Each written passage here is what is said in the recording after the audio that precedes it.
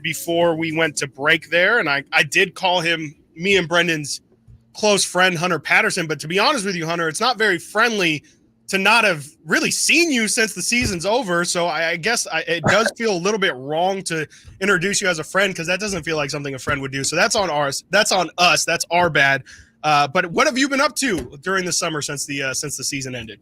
Not much. First off, y'all are definitely close friends. Y'all are my guys. Thank you. But not too much. I was keeping up with Summer League for a little bit. Yeah. Obviously, everybody was waiting to see what happened with the whole sign and trade thing. So I haven't done too much lately. Just been chilling in Sac, enjoying the weather. As it should be, man. Enjoy your summer. You deserve it. And when it comes to that DeMar trade, I believe you were out there at the intro press conference. Is there anything in particular, anyone in particular, I asked Dusamo this the other day, that you feel like has to sacrifice the most in order to kind of make this DeMar thing fit? Or do you think that a lot of the questions about his fit have been a bit overblown? I think he may have to probably that's interesting. his name a little bit more than De'Aaron or Domas. I think Domas he doesn't really require much, so it's not like he has a ton of shots to pass up. And De'Aaron is De'Aaron, so I think his role will likely remain the same. So I could see DeMar obviously still getting roughly the same amount of shots, but they just may look different. For sure. What's up, my guy? I appreciate you coming on today. What's going on? I wanted to ask you a little bit. You downplay it, but I think that you were nice. You were real nice when you played. You just casually mentioned that you're on the Oakland Soldiers out here, as if that's not a team that freaking LeBron James played on out here. And Gabe Vincent come into town, and I think he was injured for most of last season with the Lakers. That man goes out of his way to go dap you up. So clearly there's some sort of relationship there. I just want to ask you a little bit about your experience playing on the Soldiers and some of the relationships you've been able to build and guys that really stood out to you during your time with that. I was all right at hoop first off, but I never made it to like the 17s, which was like the elite of the elite Soldier teams. But my teams were a lot of fun. I had several guys on my team who went D1. Ivan Rabb played in the NBA for a little bit. That's one of my good friends. Berkeley. Yeah.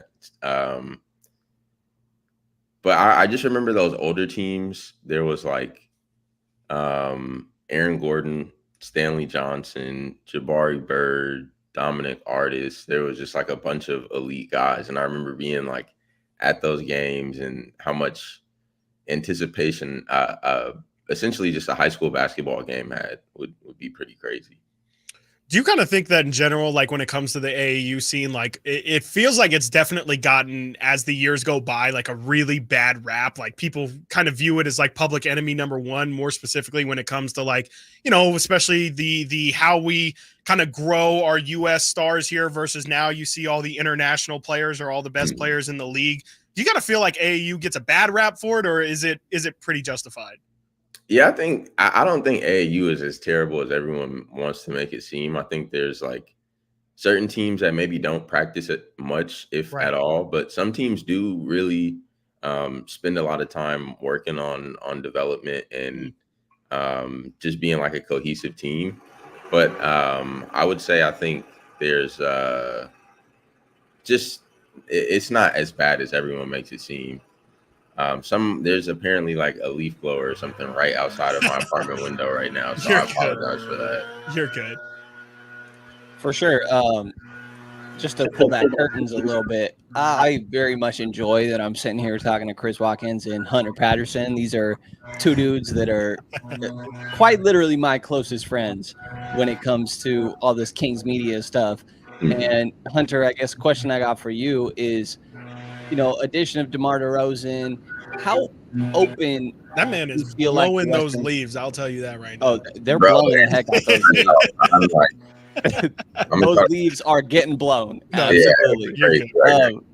How open do you feel like the Western Conference is? In my mind, it kind of screams of one of those years where, you know, Portland makes Western Conference Finals. and just kind of sneaks into it. But do you feel like that's one of those years that we're talking about right now?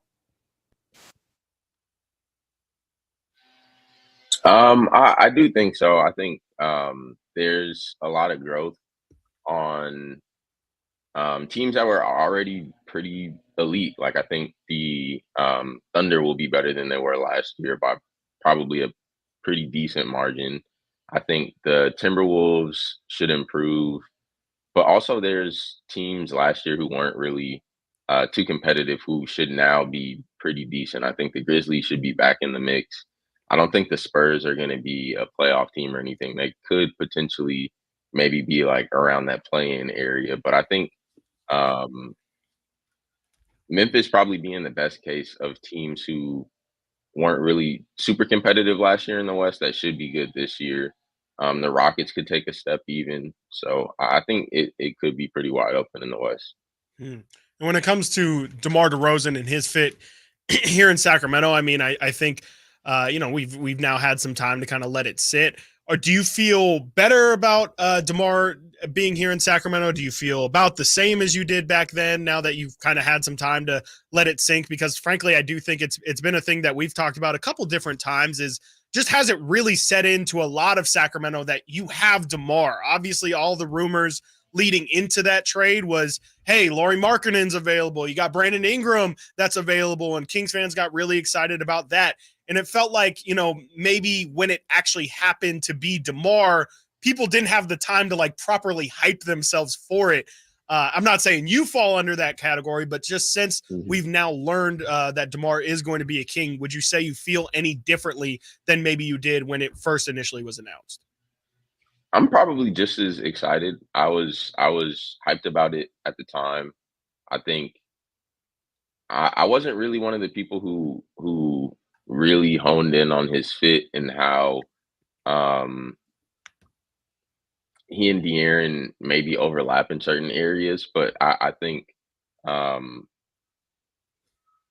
very confident in Mike Brown and just his ability to make players mesh and make just like a pretty a team with decent chemistry on both sides of the ball. And so I like immediately thought, okay, you get DeMar, you get a coach like Mike Brown, and I just thought that it would work from the jump, I would say. Yeah, Hunter, not seem like I know for a fact you were a big Davion Mitchell guy, and I've given you a hard time about that maybe once or twice or a few more times maybe than what I'm leaning on here. But when you see the deal that the Kings ended up making, sending him to Toronto along with Sasha Vezenkov, who obviously ends up going back to Toronto, just kind of what's your thoughts on moving on from him still fairly early in his NBA career?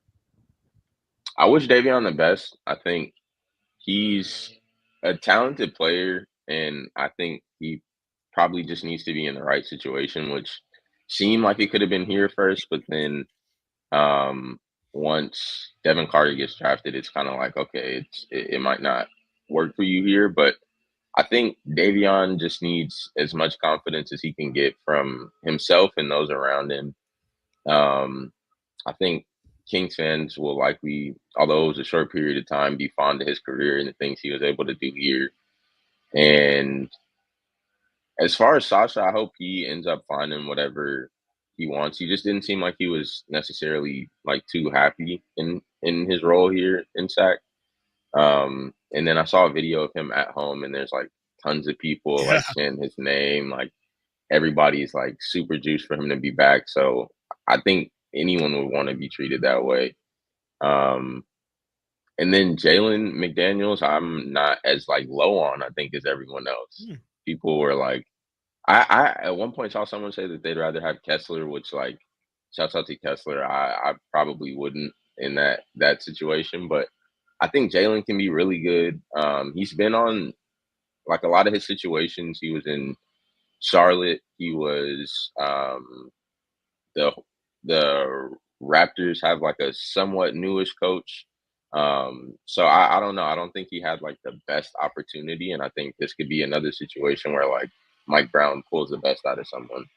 Yeah, definitely. And I mean, yeah, you mentioned that Sasha video. It looked like they were happy that Messi came home like after the World Cup. That was Right. absolutely insane. And for what it's worth here, Brenden, me and Brenden were talking earlier about Team USA versus Serbia. Brenden gives Serbia no chance. Serbia's up 25-18 right now with about 3 minutes to go in the first Brenden. quarter. So we'll see how this thing progresses. We gonna be all right. We gonna be all right. We'll see. We'll I'll see. say That's we a here. lot of points for this game to kind of get kicked off with.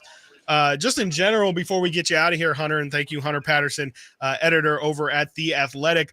Hunter, for the basketball side of the Olympics, it could be men's side, it could be women's side. You could do 3x3 if that caught your eye. But what if anything has really caught your eye about the basketball scene so far in the Olympics?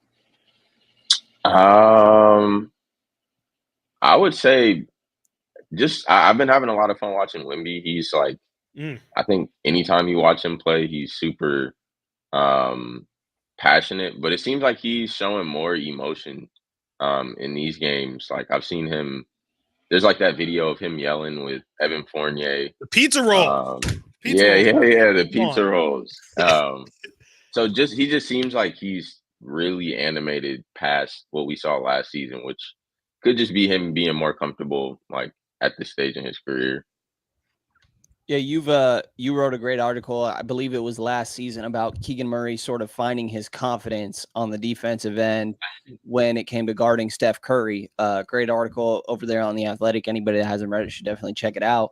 How much more responsibility do you feel like he's going to have this season with the addition of DeMar? Obviously, kind of changes the roster balance, I guess, of this team. As much as Harrison Barnes had his shortcomings on the defensive end, he's still the guy you're putting on Bron, the guy you're putting on Kawhi, So how much do you feel like Keegan Murray is going to have even more responsibility on the defensive end, specifically when it comes to guarding some of those bigger guys?